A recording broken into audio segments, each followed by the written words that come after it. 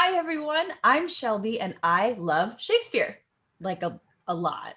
Today, we're going to be breaking down a Shakespeare monologue from the super famous play, Romeo and Juliet. By the end of this video, you'll be able to know what Juliet's saying, why she's saying it, and how this speech fits into the story of the play as a whole. If you're new to my channel, my name is Shelby Lewis. I am a classically trained actress, company member of a Shakespeare festival, huge nerd, and a professional acting coach specializing in auditions that require monologues just like these. My mission is to make Shakespeare super accessible and fun and inspire everyone to fall in love with it just like I did. If you're interested in seeing more videos offering even more tips and tricks to understand Shakespeare or to ace your auditions, make sure to click the subscribe button below and that adorable bell to ensure that you will be seeing all the things as soon as they're posted. And now let's dive into Juliet's monologue, The Clock Struck 9, from Act 2, Scene 5. Let's begin.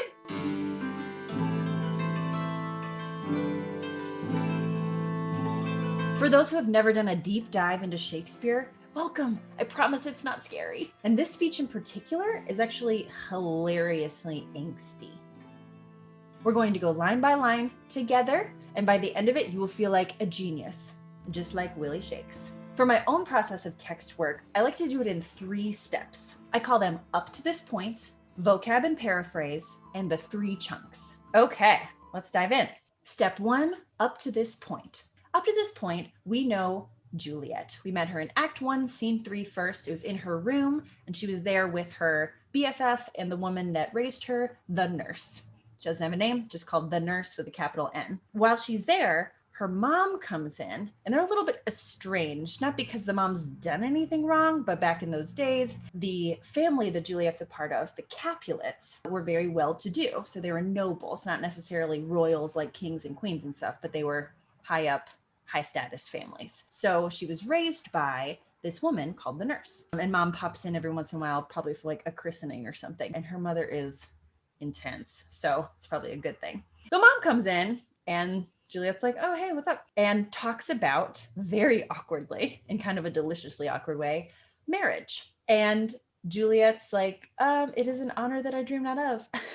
And then the nurse goes into this hilarious rant saying, bah, ha, ha, what do you mean? And mom says, well, you're 14 now. And the nurse is like, no, she's 13. So Juliet's 13, which some people say, oh, back in those days, girls were being married off that early. But that's really early. And historically, some people think that Shakespeare actually put that in as a jab to the Catholics, as in like Catholics sell off their kids really early. So it makes sense then why he would write this fun nurse rant about like, what do you mean? She's only 13. And I remember when she was little and she was sucking on my boob, and it's amazing. But that mom just keeps saying, think about marriage, think about marriage. We have this party coming up and I have someone I want you to meet. And so Juliet says, I'll look to like if looking liking move, which is her version of like, okay, mom.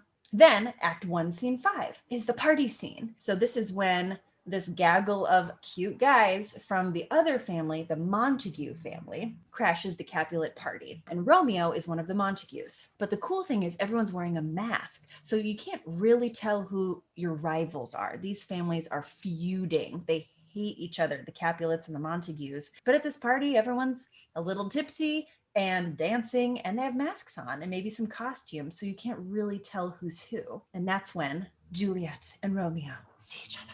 He pulls her away, and they have a little, very beautiful dialogue back and forth, which actually on the page ends up being a sonnet, which I'll tell you guys about in another video. But I will say that I'm such a Shakespeare nerd that I have that sonnet on a scarf. Don't judge me. So they meet, they have a poem together. Oh, and then they kiss, and oh, give me that kiss again. All these beautiful things. Super instant love romance. Romeo's buddies leave, so Romeo leaves with them, and Juliet calls the nurse over and says, oh my gosh, who's that cute guy that just went away? And the nurse, with disdain, says, oh, that's Romeo of the Montague family. And Juliet's like, no, he's so cute. Dang it. So then we have Act 2, Scene 2. This is very famously called the balcony scene. This is the scene in which she has the speech, "Oh, Romeo, Romeo, wherefore art thou, Romeo?" which everybody's heard before, at least that line. And she's not actually saying, "Where are you, Romeo?" Wherefore, back in that day, meant why. So she's saying, why are you Romeo? Of all the people that you could be, why are you in this family that my family hates? So she has this speech to herself on her balcony, gazing up, soups and love. But what she doesn't know is that Romeo is down below and watching her. So at one point he pops out and says, like, "I'm here," and she freaks out. But then they have this beautiful scene called the balcony scene that's kind of cute, teenage, awkward, funnier than people think. And they decide to get married. So Juliet says, "At what o'clock tomorrow shall I send to thee?" And Romeo says, "At the hour of 9. Jules, "I will not fail. 'Tis 20 years till then." I don't know why I did it like that. Great. So they have a plan. And when Juliet says, "What time shall I send to you tomorrow?" meaning like send someone to you so that you can let me know the plan of how we're going to get married. Like you set up the details and I'll show up. That's where we're at now. Y'all, you're amazing. Now we've come to the speech at hand. The clock struck 9, Act 2, Scene 5. This is the very beginning of the scene. It's basically Juliet pacing in her room. We find out through the speech that she has sent, per the plan, her messenger out at 9 a.m. and they're not back yet. They're supposed to be back in a half an hour and it's now noon. And she's like, "Where is it?" The messenger that she sent is the nurse. And so this speech is basically her taking the worry that she has from the plan, taking a little bit longer than she thought, and completely just hoisting it on and doing a frustrated rant about the nurse. So alone in a room full of teenage angst, and now she does Old English. So let's figure out exactly what she's saying. Okay, first line. "The clock struck 9 when I did send the nurse." The clock struck 9 when I did send, that's not 9, that's noon. The clock struck 9. You know what 9 looks like. It was 9 a.m. per the plan when I sent the nurse. So she's letting us know that that's the messenger she sent. "In half an hour, she promised to return. The plan was, I'll send you out at 9, you come back at 9:30. Half an hour, she was supposed to return." Then she has this change of tone in a way of, "Perchance she cannot meet him." So perchance, back in those days, meant maybe. She's looking out at the horizon. "Oh, what's happening? Why isn't she back?" And then she gives herself a reason. What if she can't meet him? What if the plan's going wrong? What if I'll never see him again? You know, it's like what we feel like when our crush doesn't text us back right away. We rabbit hole into what could be happening. So all of that terror is in this line, "Perchance she cannot meet him." And immediately she goes, "That's not so." Right? Or whatever. That can't be true. He loves me. We were really in love last night. "Oh, she is lame." So let me just point a few things out on here. "Oh, she is lame." It's spelled just with the letter O rather than how we would spell it, O-H. That's called the Shakespeare O. And all that's doing is giving the actor permission to reach into the bellows. Oh, for a muse of fire. It can lament, it can be ecstatic, but it's kind of an extreme emotion anytime you see that O. So when she says, "Oh, she is lame," if this speech had to have a sound, it would be this. Ugh! Teenage angst. It's literally her saying, "I can't even right now with this nurse and the plan." And lame back in those days was probably a little bit more at lame-footed or slow, something like that. But when we hear someone do Shakespeare right now and they say lame, we're going to think, "Oh my God, she's so lame." It's going to have that connotation. So we have to lean into that. "Oh, she is lame. Oh, she is lame." Just like you would say it. "Oh, she is lame. She's annoying." Love's heralds should be thoughts. She takes her worry and now shifts it to, this is how it should be. Love's heralds should be thoughts. What's a herald? We look it up. Boop, boop, boop, boop. Official crier or messenger, announcer. So if we're talking about a herald, the herald in this situation is the nurse. She has been sent forth to announce and to get info and then bring it back and announce to Juliet what the plan is. And it's love's herald because the heralding message that the messenger is bringing and announcing is about love. Love's herald should be thoughts, right? Just like normal thoughts, but it's starting the line of imagery that's very light, which 10 times faster glide than the sun's beams. Sun's beams, the beams of the sun, Something fast about the beams of the sun, speed of light. So love's heralds, meaning the people that are sent out to talk about love, should be thoughts, which are 10 times faster than the speed of light. So this kind of news shouldn't even take a half an hour. Driving back shadows over lowering hills. Some people, when they do the speech, say lowering hills, and that's just wrong. It's lower like flower. Lowering hills. We look up lowering. It says look sullen or frown. So a frowning hill doesn't really help us. So let's go to the next definition. To become or be dark, gloomy, and threatening. Gloomy, dark hills makes sense because just a little bit before in that line, shadows. So shadows are over lowering hills. Shadows are making them dark and gloomy. And the opposite of shadows or darkness is light or the sun's beams. So that's what we call an antithesis. Antithesis is how you spell it, but it's pronounced antithesis. It means I'm putting one thing up that is the opposite of the other in order to make my point. So love in its faster than the speed of light form would be a force to drive shadows out of the sky. Amazing. She keeps going. Therefore, do nimble pinioned doves draw love? Pinioned? The terminal section of a bird's wing, including the carpus, metacarpus, and phalanges, which doesn't help us. Broadly, wing. Much more helpful. Feather, quill, flight feathers, which I thought was a beautiful phrase. Nimble pinioned. What's something nimble? Jack be nimble, Jack be quick. It's very light, kind of swift. So if you're nimble pinioned, it means your wings are very light and fast and specific. Nimble pinioned doves. Doves, flappy, flappy, lovey-dovey, right? Therefore, do nimble pinioned doves draw love? So drawing, of course, could be drawing with a pencil or something. But the other way to think about draw is drawing someone in, magnetizing, attracting to you. So doves attract love with nimble, swift wings. And then she says, therefore again, and therefore hath the wind swift Cupid wings. Cupid's a capital C, so we're talking about Cupid from Valentine's Day, the kind of large baby man with wings and the arrow with a heart on the end. The guy who like strikes people and then they fall in love right away. Doves have nimble wings. Cupid has wind swift wings, meaning swift wind, fast wind. And because she says therefore twice, we know there's some kind of a build. That's how doves do it. That's how Cupid does it. And she shifts and goes, now is the sun upon the highmost hill of this day's journey. It could be referring to the nurse's journey there and back, but it's probably referring to the sun, the journey that the sun takes, right? From dawn till dusk. And so if you think about the highmost hill meaning the horizon, look out to the horizon, you see a hill. The highmost hill is what? When the sun is right in the highest part of the sky, that's high noon. Now is the sun upon the highmost hill of this day's journey, of its journey here. And from 9 till 12 is 3 long hours, yet she is not come. So this whole thing to say, it should be like this. It should be super quick, even faster than a half hour that I thought. But it has been not that, but 3 hours. Angst galore. Just a side point out, one of my favorite literary devices that Shakespeare uses is called a monosyllabic line. Mono meaning one, syllabic at syllable.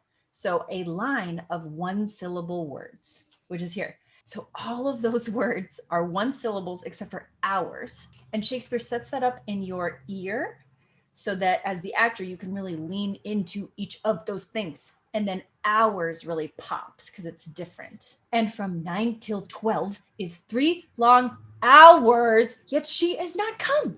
Punching all the time, punching the word. Had she affections and warm youthful blood, so had meaning if she had affections, if you're affectionate towards someone, you care about them. You show affection, you show love. So if she was in love and warm youthful blood, when you're dead, your blood goes cold. And so when you're alive, you have warm blood running through your veins, plus the idea of blood pumping when you're in love. So Juliet's basically saying she has cold, elderly blood. So if she was in love and wasn't cold and elderly, she would be as swift in motion as a ball. Think about a ball. You just tip it over a hill and it goes very easy, right? This speech is a constant back and forth between swift, windswift, nimble pinioned, and the nurse. So as light as you can make those images in performance or in your interpretation, the better, because then it just highlights how heavy and annoying the nurse is. My words would bandy her to my sweet love and his to me. Two things to break down in here. My words would bandy her to my sweet love. It would just be an easy little bandy her to my sweet love and his to me. And bandy is such a great word to say out loud. It's active, it pops. And his to me. So my words would go to him and then right back to me, just like this should be happening in less than a half hour. But what we notice about this verse line, which is the line before it kind of indents down, is that it's short. There's a big gap there, yeah?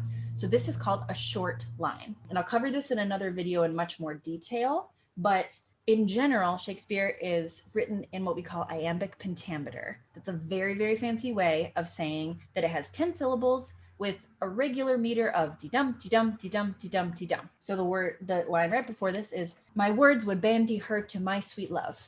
So that's a regular line. So there should be 10 syllables. And in this short line, and his to me, de-dum, de-dum, de-dum, there are 3 feet, meaning 6 syllables, where she doesn't talk. But the playwright didn't forget something. He wrote that in, which means that as the interpreter, as the actor, you take that pause. You get to take this pause. Up until this point, she is worried and ranting.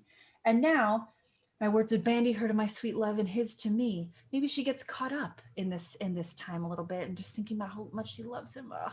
3 seconds is kind of long. So maybe she's super in love. And then she remembers why she doesn't have her news yet. And she goes right back to the nurse, the frustration.